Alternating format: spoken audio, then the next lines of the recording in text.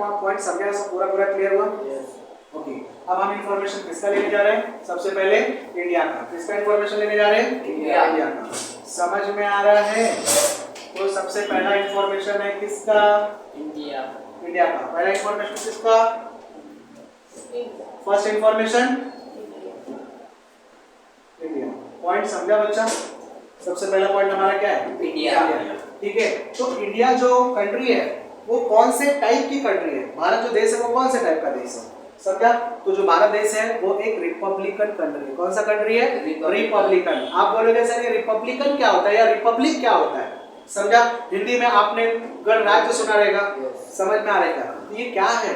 समझा ना? तो सबसे पहले तो रिपब्लिक मीन्स व्हाट? तो द कंट्री इन विच, वो देश, जिस देश में जो देश का सबसे ऊंचे पद पर बैठने वाला पर्सन, इट मींस देश का जो प्रेसिडेंट है, कौन? प्रेसिडेंट या first citizen of the country, देश का पहला जो नागरिक है। समझ में आ रहेगा? अगर उसको चुनने का काम जिस देश में जनता करती है, डायरेक्टली और इनडायरेक्टली, चाहे प्रत्यक्ष रूप से या फिर अप्रत्यक्ष रूप से, समझ में आ रहेगा? तो that country is called as republic country. उसी देश को हम लोग क्या बोलते हैं? रिपब्लिक बोलते हैं। समझ में आया मैं क्या बोल रहा हूँ? What is an republic? समझ में आया? Republic means in the country, ठीक है, where the first citizen of country, और मैंने बोला the person who is seated at an highest post, ठीक है, इन द कंट्री, सबसे ऊंची पद पर बैठने वाला जो पर्सन होगा, if that person is elected by the way of elections, ठीक है, अगर उसको इलेक्शन के थ्रू चुना जा रहा है, बाय द पीपल यानी जनता के द्वारा, डायरेक्टली और indirectly, then such country is called as, उस देश को हम लोग बोलेंगे रिपब्लिक, यानी उसी देश को हम लोग गणराज्य बोलते हैं। अब क्लियर हो गया meaning what is an Republic? जिस देश में देश का सबसे उच्च पद पर बैठने वाला पर्सन, या फिर मैंने बोला यहाँ पर कि first citizen of the country like president, ठीक है, टू बी इलेक्टेड, ठीक है, उसको चुना जाएगा। कैसे चुना जाएगा? तो मैंने बोला बाय द पीपल, डायरेक्टली और indirectly, is said to be republic. Point clear? तो इंडिया किस टाइप का कंट्री है? रिपब्लिक। उसके बाद the capital of the country, Bharat देश का जो राजधानी है वो क्या है? न्यू दिल्ली। क्या है? न्यू दिल्ली। भारत देश की राजधानी क्या है? New Delhi. Point clear? Bharat देश की राजधानी कौन? न्यू दिल्ली। इतना समझा? मैंने बोला अभी हम किसके बारे में बात कर रहे हैं? इंडिया के लोकेशन के बारे में, ठीक है। लोकेशन मतलब अभी क्या समझाया था मैंने? प्रतीक, लोकेशन मतलब क्या बताया था? The place which is situated in the earth.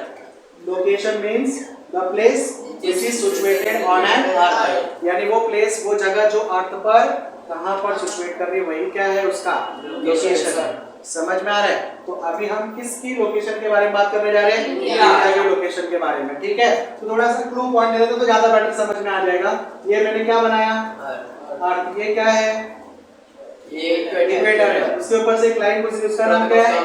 Tropic of cancer. उसके बाद मैंने यहाँ पर ये इस तरीके से कुछ ड्रॉ किया, दिख रहा है? एशिया। तो ये क्या ड्रॉ किया? एशिया। एशिया में ये जो पार्ट में अभी कलर कर रहा हूँ, सेट कर रहा हूँ, वो क्या है? इंडिया। समझ में आ रहा है? उसके बाद मैंने इसको ऐसे दो पार्ट में डिवाइड कर दिया और यहाँ पर लिख दिया क्या? यानी नॉर्थर्न हेमिस्फीयर। इधर क्या लिख दिया? Southern hemisphere. इधर क्या लिख दिया? Western hemisphere. इधर क्या लिख दिया? Eastern hemisphere. तो चलो सबसे पहले हम लोग इसको लर्न करने का सबसे बेस्ट और इसी तरीका कि जो इंडिया है, इंडिया इज लोकेटेड, ठीक है, India is located in a northern eastern hemisphere. Northern eastern hemisphere on an earth. कहां पर? अर्थ में। तो India is located in a northern eastern hemisphere on an earth. Point clear? एकदम easy ना? Diagram दिमाग में तो आंसर अपने आप समझा ना? India is located in northern eastern hemisphere on an earth. Point समझ गया? उसके बाद दूसरा पॉइंट एशिया कॉन्टिनेंट में ये बात तो क्लियर है। अगर एशिया को भी डायरेक्शन वाइज बांट दिया जाए, नॉर्थ, साउथ, वेस्ट और ईस्ट कर दिया जाए, तो उसके हिसाब से अगर डायरेक्शन वाइज देखा जाए तो ये किस जगह दिख रहा है आपको? साउथ में दिख रहा है। एकदम सिंपल। तो आप ऐसा बोल सकते हो कि in Asia continent it is located in a southern side. समझा ना? तो इंडिया इज लोकेटेड, पहले तो अर्थ के बेस पे बोलो, फिर कॉन्टिनेंट के बेस पे, ठीक है। तो सबसे पहले हम लोग किसके बेस पे बोलने जा रहे हैं? हेमिस्फीयर, ठीक है, यानी अर्थ के ऊपर कहां पर है? तो मैंने बोला India is located in a northern eastern hemisphere on an earth and south side of an Asia continent. पूरा पॉइंट क्लियर दिमाग में फिट? समझा? मैंने जो बोला क्लियर हो गया पूरा? ओके। अब बात करते हैं इसके एक्सटेंशंस के बारे में। पहला लोकेशन पॉइंट समझ गया ना? अभी एक्सटेंट के बारे में पढ़ेंगे। एक्सटेंट मतलब वो कहाँ से कहाँ तक फैला हुआ है, समझा, अर्थ के ऊपर। ठीक, अब इसको जूम कर रहे हैं हम लोग, इसको इस मैप को जूम करो। तो जब इस मैप को जूम करोगे तो जूम करने के बाद आपके सामने कुछ इस तरीके से लाइन वाला स्ट्रक्चर आएगा ना, समझा कि नहीं? ये जो लाइन वाला स्ट्रक्चर आपके सामने बन के आएगा वो कुछ इस तरीके से इंडिया का मैप भी दिखाएगा।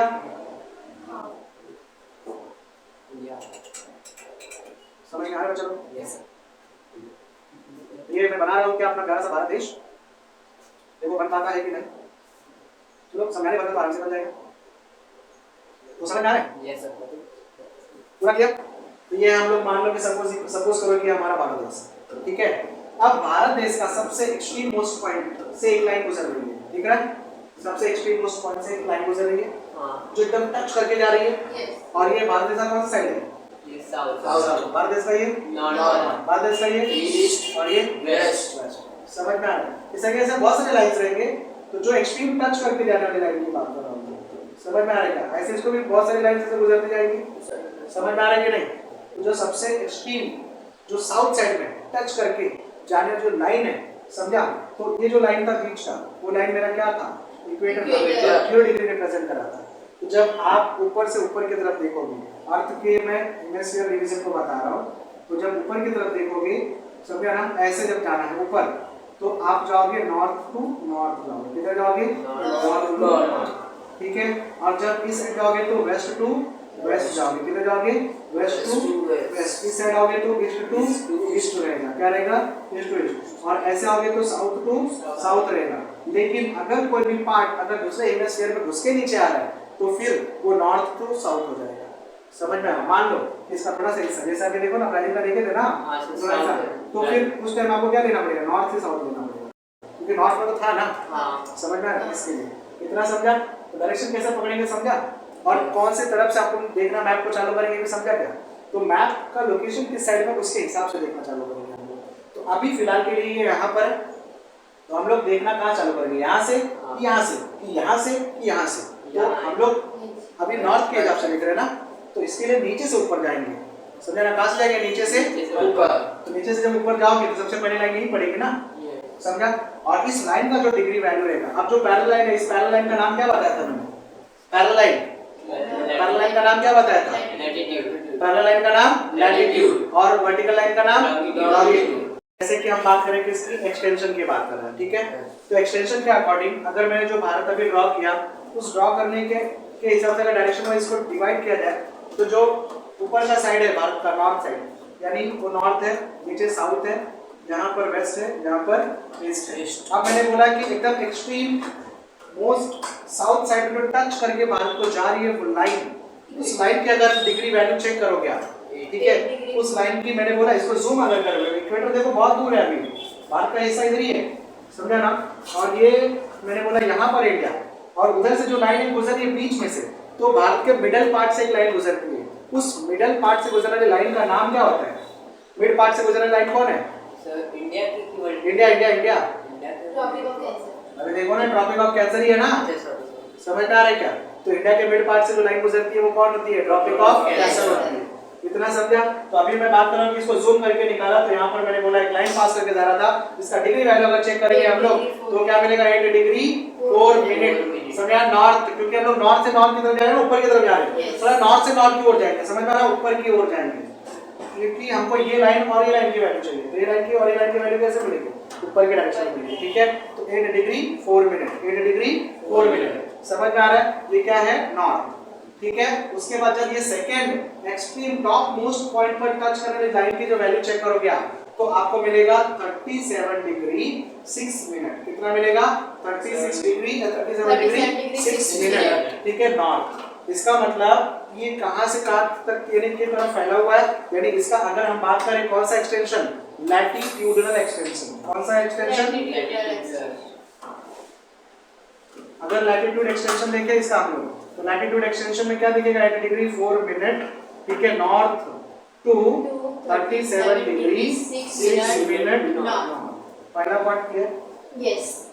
अब अगर हम लोग इसका वर्टिकल लाइन के बेस पर अगर चेक करें इसका क्या एक्सटेंशन, तो आपको मालूम है कि मैंने बोला जो भी हम लोग डिसाइड करते हैं किसके बेस पे डिसाइड करते हैं, मिडल लाइन और वर्टिकल लाइन के बेस पर कि वो किस तरफ है। तो हम लोग शुरू कहाँ से करेंगे, कैसे मालूम पड़ेगा, तो इन लाइंस के बेस पर मालूम पड़ता है। यानी ये जो अपना इक्वेटर है वो और जो अपना प्राइम मेरिडियन लाइन है वो, इन दोनों के बेस पर हम डिसाइड करेंगे कि हमको जाना कहाँ से। तो क्योंकि देखो हम इक्वेटर के बेस पे देख रहे थे, इसके लिए ये जो ड्राइंग था ऊपर था, इसके लिए नीचे से ऊपर जा रहे थे।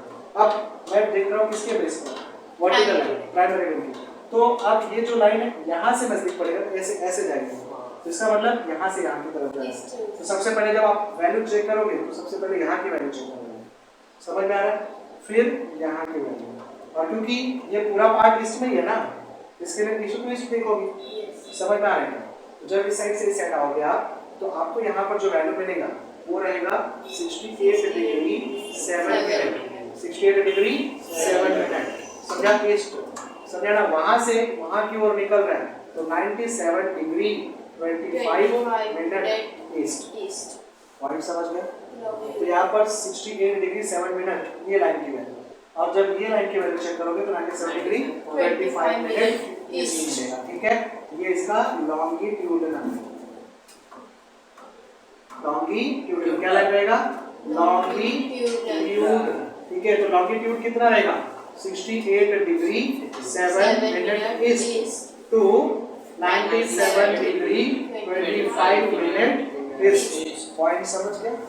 इसका लोकेशन यानी जो इसका एक्सटेंशन, दोनों पॉइंट समझा। लोकेशन में दो ही पॉइंट था, क्या कि मैंने बोला था यहाँ पर इट इज लोकेटेड, ठीक है, northern eastern hemisphere on an earth and south side of an Asia continent.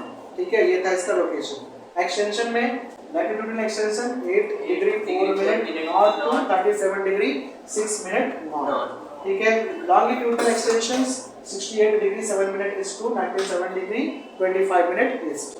Point समझ गया चारों तरफ से इसका। तो इंडिया का होप्सो आपको पूरा पॉइंट क्लियर हुआ, लोकेशन और एक्सटेंट बोथ। ठीक, अब हम बात करेंगे किसका, ब्राजील का। ठीक है,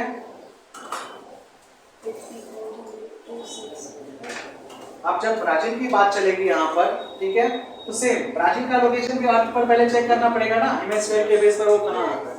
तो बीच की लाइन जो होती है उसका नाम क्या था, इक्वेटर। और आपको मैंने अगर याद होगा तो इस तरीके से ड्रॉ किया हुआ था एक कंट्री, समझ में आ रहा है क्या, इस तरीके से, और ऐसे बनाया था उसको, है ना, ऐसे। तो इसका नाम क्या था, साउथ अमेरिका कॉन्टिनेंट। ठीक, हेमिस्फीयर के बेस पर अगर देखा जाए तो थोड़ा सा पार्ट इसका नॉर्थर्न हेमिस्फीयर में है और मोस्ट ऑफ पार्ट इसका साउथर्न हेमिस्फीयर में है। समझ में आ रहा है। तो आप कैसे बोलोगे कि ब्राजील लोकेटेड, ब्राजील लोकेटेड, ठीक है, यानी some part of the Brazil located, ठीक है, in a north hemisphere and most of it, ठीक है, इन अ साउथ हेमिस्फीयर। यानी उसका थोड़ा सा हिस्सा जो है वो नॉर्थ में है एंड मोस्ट ऑफ पार्ट जो है वो साउथ हेमिस्फीयर में, ऑन एन अर्थ। कहां पर, अर्थ के ऊपर। पॉइंट समझा इतना। उसके बाद हम बात करेंगे कि कॉन्टिनेंट के बेस पर ये कहां पर है। तो कॉन्टिनेंट के बेस पर अगर बात हो तो ये नॉर्थ हो गया, ये साउथ हो गया, ये उसका वेस्ट हो गया, ये ईस्ट हो गया। तो देखा जाए तो पूरा नॉर्थ में तो दिख रहा है, ठीक है। तो नॉर्थ साइड ऑफ है ना साउथ अमेरिका कॉन्टिनेंट। समझ में आ रहा है क्या। तो ब्राजील इज लोकेटेड इन, ठीक है, यानी नॉर्थर्न पार्ट ऑफ है ना साउथ अमेरिका कॉन्टिनेंट। यानी साउथ अमेरिका कॉन्टिनेंट के कौन से हिस्से में, नॉर्थ पार्ट में है। और मैंने बोला कि अर्थ के हिसाब से देखा जाएगा तो ये सब part of Brazil lies in a north hemisphere and most of it is lies in a south hemisphere. Point पूरा क्लियर। हेमिस्फीयर के बेस पर अब इसको भी क्या करते हैं, जूम करते हैं। और जब इसको जूम करोगे तो जूम करने के बाद एक मैप निकल के आएगा बाहर, ठीक है। और वो जो मैप निकल के बाहर आएगा वहां से ऐसे कुछ इक्वेटर गया होगा और ये इक्वेटर के पास से ऐसे ये कंट्री बना हुआ तुमको ब्राजील जो है वो दिखाई देगा। समझ में आ रहा है कि नहीं बच्चा, ऐसे करके समझो बना हुआ दिखाई देगा कुछ। ओके, तो देखो अब यहाँ पर ऐसा नहीं कि खाली एक ही कंट्री है, ये ब्राजील का हिस्सा है, ये जो मैंने ड्रॉ किया, ठीक है। आप इससे जुड़ा हुआ कुछ और भी कंट्रीज है, ठीक है, इससे जुड़े हुए कुछ और भी कंट्रीज है। लाइक जब ये कंट्रीज की शुरुआत करोगे तो सबसे पहले यहाँ पर आपको मिलेगा कौन, वेनेजुएला। कौन मिलेगा, वेनेजुएला। कौन मिलेगा, वेनेजुएला। कौन मिलेगा, वेनेजुएला। वेनेजुएला के बाद आपको मिलेगा यहाँ पर सूरीनाम। क्या मिलेगा, सूरीनाम। क्या मिलेगा, सूरीनाम। फिर क्या मिलेगा, सूरीनाम। समझे। तो वेनेजुएला, उसके बाद सूरीनाम, ठीक है, फिर उसके बाद सॉरी आई थिंक बुएना था, बुएना, इस पार्ट को काट कर देना। हाँ, तो मैंने बोला अभी जो मैंने ड्राइंग ड्रॉ किया, ठीक है, तो इस पार्ट से ये लाइन जो गुजरी है वो क्या है हमारी इक्वेटर, और इक्वेटर के ऊपर से हल्का मैंने इसे ड्रॉ करके निकाला, जिसमें मैंने आपको ये समझाया था कि some part of the Brazil जो है वो कहां से गुजरा हुआ है, नॉर्थ सदर्न हेमिस्फीयर से, यानी इक्वेटर के ऊपर साइड से, मोस्ट ऑफ इट जो है बिलो द पार्ट से गया हुआ है, नीचे से गया हुआ है। ठीक है, तो ऐसा नहीं कि खाली यहाँ पर साउथ अमेरिका कॉन्टिनेंट में खाली ब्राजील एक ऐसा देश है, ब्राजील एक सबसे बड़ा देश है उसमें, ये माना जा सकता है, लेकिन उसके बॉर्डर लाइन पर बहुत सारे देश और भी हैं। जैसे कि सबसे पहले मिलेगा आपको गुएना, कौन मिलेगा, गुएना, समझे, सबसे पहले यहाँ पर नॉर्थ साइड में मिलेगा गुएना, फिर मिलेगा फ्रेंच गुएना, कौन मिलेगा, फ्रेंच गुएना, गुएना, फ्रेंच गुएना, फिर उसके बाद मिलेगा सूरीनेम, कौन मिलेगा, सूरीनेम, समझ में आ रहा है क्या, फिर मिलेगा आपको वेनेजुएला, कौन मिलेगा, वेनेजुएला, फिर मिलेगा कोलंबिया, कौन मिलेगा, कोलंबिया, कोलंबिया से नीचे उतरोगे यहाँ पर मिलेगा पेरू, खाने वाला पेरू नहीं, देश का नाम है पेरू, समझ में आ रहा है, यहाँ पर मिलेगा आपको पेरू, फिर मिलेगा यहाँ पर आपको अर्जेंटीना, कौन मिलेगा, अर्जेंटीना, समझ में आ रहा है क्या। तो इस तरीके से कुछ बॉर्डर लाइन पर और भी देश इसके सिचुएट करते हैं, खाली दो ही ऐसे और देश है जो इसके बॉर्डर लाइन पर नहीं आते, समझ में आ रहा है क्या। तो इस तरीके से बॉर्डर लाइन पर बहुत सारे देश बताया मैंने, जैसे कि क्या बताया, गुएना बताया, फ्रेंच गुएना, सूरीनेम, उसके बाद वेनेजुएला, कोलंबिया, ठीक है, उसके बाद पेरू एंड अर्जेंटीना, समझा ना। एक्सेप्ट ऑल दिस नेशंस, इस नेशन को छोड़ करके there are two nations which is not comes in a border line of the Brazil, जो ब्राजील के बॉर्डर लाइन पर नहीं है, उनका नाम है चिली एंड इक्वेडोर, कौन है, Chile and Ecuador. This two countries are not, ठीक है, located border line of the Brazil, ये ब्राजील के बॉर्डर लाइन पर नहीं आते। इतना समझा, कौन कौन सा देश है वो, चिली एंड इक्वेडोर, कौन है, Chile and Ecuador, point clear, yes, okay. पूरा डिटेल नॉलेज दे रहा हूं इसके अंदर में, अगर ये पूरा डिटेल समझ में आपको आ गया तो चैप्टर में क्वेश्चन कहीं से भी जनरेट करने दो, easily you can do it, आप आसानी से कर पाओगे, ठीक है, पॉइंट समझा पूरा। तो ये मैंने जो क्लियर किया वो समझा आपको।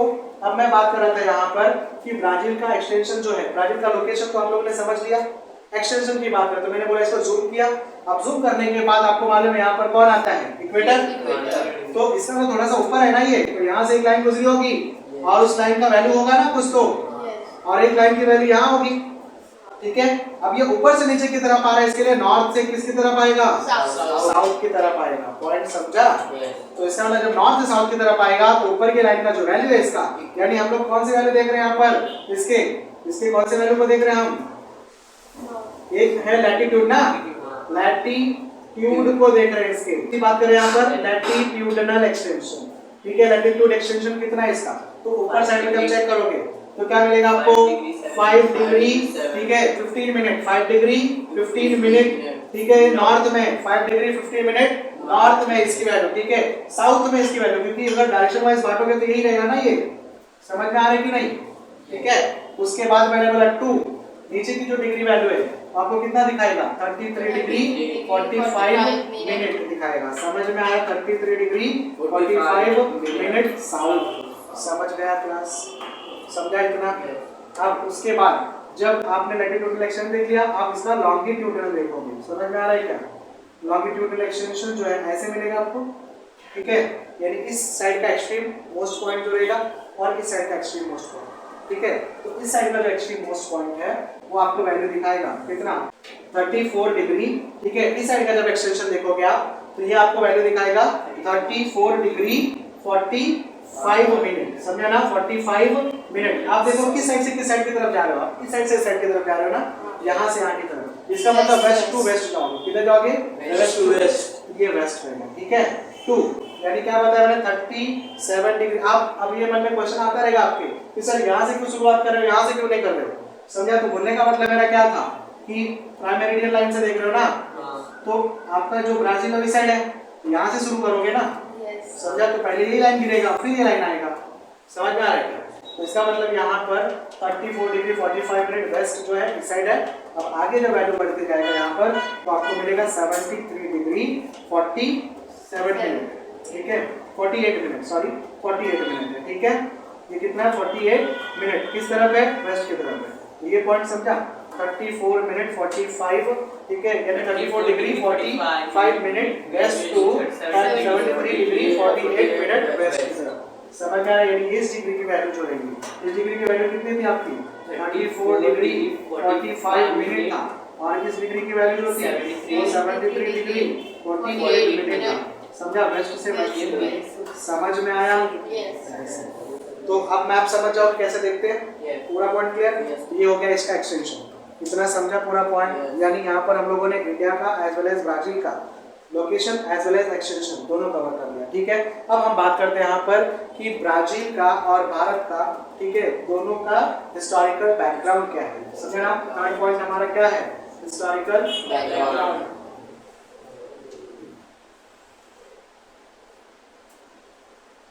इसका सबसे पहले हम बात करते हैं इंडिया। ठीक है, तो India was under the British rule as you all know, सब जानते हैं। ठीक है, अप्रोक्सीमेट 150 ईयर, कितने सालों तक था? 150 सालों तक। ठीक है, तो India was under the British rule approximate 150 year. कितना? 150 सालों तक ये किसके यानी अधिकार में था या गुलामी में था? तो ब्रिटिश से गुलामी में था। ठीक है, इंडिया गॉट इंडिपेंडेंस, भारत देश को आजादी मिली, कभी मिली? 1947 को मिली। कभी मिली? 1947 को मिली। तो सबसे पहला पॉइंट हमारा क्या था? सबसे पहला पॉइंट हमारा है कि India was under the British rule, ठीक है, approximate 150 year and India got the independence in the year of 1947। ठीक है, right from the independence India faced several issues. लेकिन ऐसा नहीं था कि भारत देश आजाद होने के बाद भी बहुत हैप्पी था, कुछ भी प्रॉब्लम नहीं था। It has faced several issues, यानी उसने भी बहुत सारे प्रॉब्लम फेस किए थे। समझ में आ रहा है क्या? तो इंडिया फेस्ड सेवरल इश्यूज, ठीक है, लाइक जैसे कि क्या? तो 3 वॉर्स, यानी वहां पर 3 वॉर हुए थे आफ्टर इंडिपेंडेंस, यानी आजादी के बाद। समझा? चाइना के साथ हुआ था, पाकिस्तान के साथ हुआ था। समझ में आ रहा है क्या? तो 3 वॉर्स, ठीक है, ये सबसे बड़ा प्रॉब्लम फेस किया था इंडिया ने। एंड ग्रेट फैमिन, यानी अकाल का सामना, सूखा पड़ गया था। समझ में आ रहा है क्या? तो ऐसे अकाल का सामना भी यानी करना पड़ा था किसको? इंडिया को। तो मैंने बोला right from the independence India faces several issues, यानी उसको कुछ समस्याओं का सामना करना पड़ा। सच इश्यूज आर, वो समस्याएं क्या थी? वो सच इश्यूज वाज, सब वो समस्या क्या थी? तो मैंने बोला वो समस्याएं थी कौन सी? तो 3 wars as well as great famines. ठीक है, तो इवन दो ये सब होते हुए भी, ठीक है, India is one of the major developing country in the world, लेकिन फिर भी भारत देश जो है एक विकसनशील देश माना जाता है। समझे ना? यानी यहाँ पर विकासशील बोल सकते हैं इसको, यानी अभी धीरे धीरे वो विकास कर रहा है। समझ में आ रहा है? डेवलपमेंट कर रहा है। इतना समझा? मैंने क्या बोला कि फिर भी India is considered as an major developing country in the world. ठीक है, and here the youth population is available in a greater number, और यहाँ पर जो यूथ पॉपुलेशन है यानी जो वर्किंग क्लास पीपल जो है they are available more in number, यानी बहुत ज्यादा संख्या में। So that India is considered as a youth country, यानी इसको एक यूथ कंट्री के नाम से भी जाना जा सकता है। समझा? And India is to be considered as a global market in a future, भविष्य में इसको एक ग्लोबल, एक वैश्विक बाजार के रूप में देखा जा रहा है। समझ में आया? ओके, क्लियर हुआ? इसको एक वैश्विक बाजार के रूप में भी देखा जा रहा है। तो ये पूरा बैकग्राउंड क्लियर हुआ किसका? इंडिया का। अब मैं बात कर रहा हूं यहाँ पर ब्राजील का। एज लाइक दैट यानी हिस्ट्री ऑफ इंडिया, वैसे ही हिस्ट्री किसकी थी? ब्राजील की। तो इंडिया किसका यानी गुलाम था? ब्रिटिश का। तो एज लाइक दैट यानी Brazil was under the Portuguese rule. ये किसके रूल में था? पोर्चुगीज। किसके रूल में था? पोर्चुगीज के रूल में था।